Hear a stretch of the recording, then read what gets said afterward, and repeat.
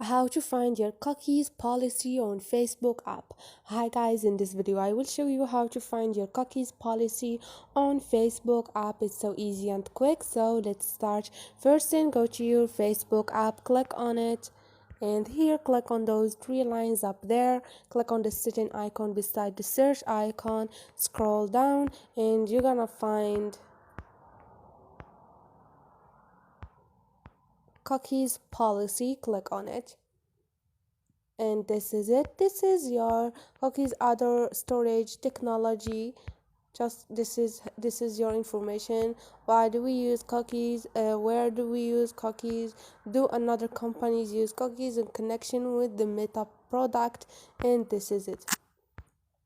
So this is it guys, hope this video was helpful to you. If you like the video, don't forget to subscribe and like.